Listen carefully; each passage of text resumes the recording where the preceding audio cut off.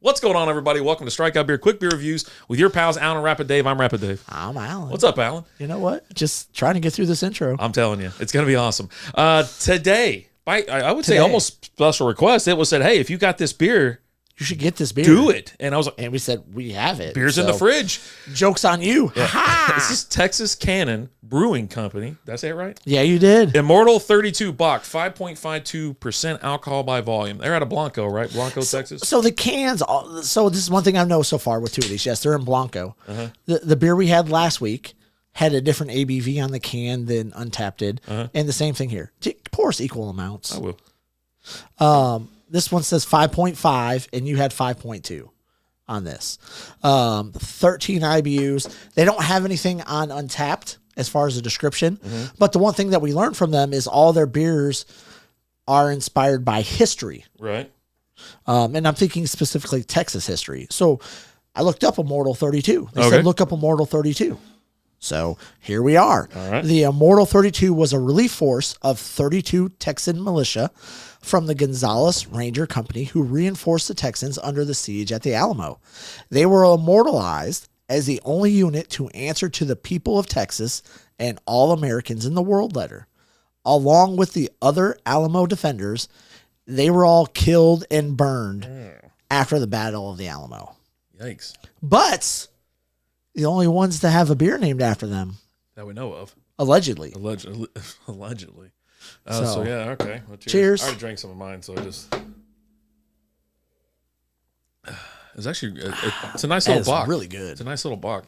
We just had a really heavy beer. We had like an Imperial Russian... American stout. Something, yeah, stout. And it was a really kick to the teeth, kick to the palate. Yeah. And so this one... to go to this, and this was a beer that them there at Texas Cannon said, get this. This is our beer, right? You know, when a brewery reaches out to you and says, drink this beer, that's what they're saying is like their flagship beer. This is their best beer. This is like, if you went there and you got one beer, this is it. Yeah. And first drink is pretty delicious. If you enjoy Box, I mean, it definitely... It hits the mark on all, you know. Oh, yeah. As far as the flavor and whatnot, it looks great. The color, I would say it's a little bit darker than some of your other Bocks are. Bocks could be a little reddish, and this one just kind of dark. Like almost like a dark brown. Like you had I don't want to say black ale, but maybe a brown. But you had like you colored in something with brown, and then you just kind of went in with like a black crayon, like a little bit, just to add a little different color to it. And it poured perfect. It had perfect carbonation. It's got a nice white head on it.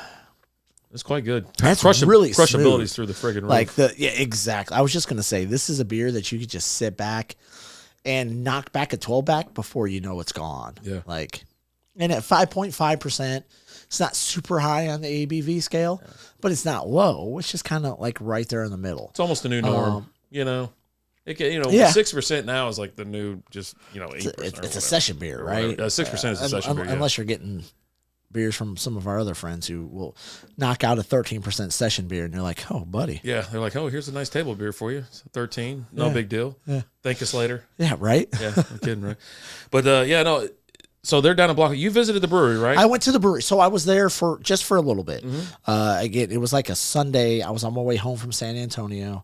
We stopped by. We were driving through like the downtown section because we kind of took the back roads back. Still the freeway, but, it was like 287, and was rolling through Blanco. Stopped by an antique mall while we were there. Saw there was a brewery. Like while I was there, I was like, oh, let me look up breweries here. And there was one literally like 60 feet away from me. Really? So walking distance. Walk to it. Yeah, we walked to it from where we were. Yeah. And they opened up at 11 o'clock. We walked right. We were there at 11:02. Walked in. It's like, hey, need to get some beer, and they gave me a mixed 6-pack. This is our third one we've had. We still got three more to try from them. And I mean, so far, all three that we've had have been delicious. We had the Oktoberfest last week. I think we only have 2 left for some reason. There's a blonde and there's an IPA. Unless there's one that was towards the back I didn't see. Okay. I go slamming beers in there all the time. Yeah. The fridge is abused. It is a little bit. When you just start getting home. She's loose for us. Just starts just slamming away. This is real good. And they actually have 2 locations. They have one in, was it Leary, Texas? I Never think heard they of said. Somewhere over by the Frio River where you could go float. okay. So they have 2 different locations that you can that's go what I to. read. Yeah. Cool spot, cool location. A lot of stuff that I've seen, like with people posting pictures on Untapped. They're not just posting pictures of the beer, but they're posting pictures of the food. The food looks delicious. Yeah, they mentioned some tots or something. Yeah, they said we'll get you some tots. Yeah. So they said, come on down. We'll get you some beer and some tots. I'm like, yes, please. Yeah, there's 3 or 4 breweries in that area that I want to go to, so I'm gonna make maybe a day trip out of it or something. Yeah, I think that's one of those trips where if you go there, you're gonna go spend the night somewhere out there, right? I don't know. Because to each their own. How about that? You've got it's a 4-hour drive, 4+ hours. People are different. And they do their own different I things. was just saying. Okay, so you don't want to go to the breweries and have a good time, is what you're saying? Yeah, I want to keep. It's a business trip. Okay, strictly a business transaction. No, I want to go out there and have some fun. Right. I like to go there, have some food, have some beer. They've got. I want to say they said almost like 20 beers on tap or something like that. Yeah, it's 18 beers. 18, okay. And then they had a seltzer and a wine. A seltzer and a wine on tap as well, which I don't think I've ever... You don't think I read comments? I read comments. Oh, yeah. I don't think I've ever been anywhere that has wine on tap. It's different. I've seen breweries, Which is especially different. like out in Arkansas. There was where we had that Arkansas beer from. Bentonville. They had little section for the wine and the seltzers as well. So I was like, okay. I mean, you got to have it if the people want it. Well, I've seen them have it, but just not on tap. But on tap. But it's like, you know, it's like, I think it's a great idea. And I think Hoppesting brought it up years, like probably 4 years ago, if not more, when they were like, yeah, we got our seltzer right here. I mean, some people just don't drink beer and they come in here with a friend or a husband or with their wife or whatever. And they just want a seltzer, not beer. And we've been to several other breweries here in the area where they carry ciders from other breweries and things like that, or seltzers from other breweries and wine, because they're like, look, we want people to come here and be able to get everything. Right. So if we don't produce it, we're going to get it from one of our fellow breweries. It's pretty awesome. Carry that here. It's not Claus. It's not, a mass producing. It's another local brewery. It's another local brewery. Yeah. So it's great really beer cool. Scene down here. Or up here, down here. Where over there. But yeah, no, this place looked really cool out there in Blanco. Again, I want to head out there again and be able to go there and sit down and enjoy some beers while I'm there, as well as partake in their food.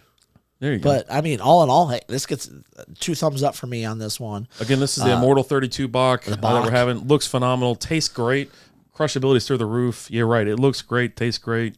Them saying this is one of their flagship beers. Yes, I could see that. Based off the 3 beers, I can't remember the first one we had, but I remember liking it. Curb Stomper 4000 or something. I don't think that was it. I don't think there's a piece of Texas history revolved around the Curb Stomper 4000. I could be wrong. I could be wrong. I'll look that up after the show. We just didn't do cool shit back in the day. You know what I mean? And hey, feel free to use that as the name of a beer if you want to. Curb Stomper 4000. Just send us a note and let us know. Yeah, just We'd love it. But hey, guys, go. If you're ever in Blanco, Texas, go out there. Go to Texas Cannon Brewing. Get you some beer. Let us know how the food is. When you go there, make sure you tell them Strikeout Beer sent you, so you get that blank stare of, huh? Who the hell are those guys? Yeah. Okay. Cool. And but thumbs up for me for sure. Big time. Same here. Double thumbs up. Love it. It gets the Fonz. Hey. And thank you guys for watching. We love you guys. We appreciate you guys. As always, I'm Alan. I'm Rabbit Dave. Talk to you guys later. Deuces.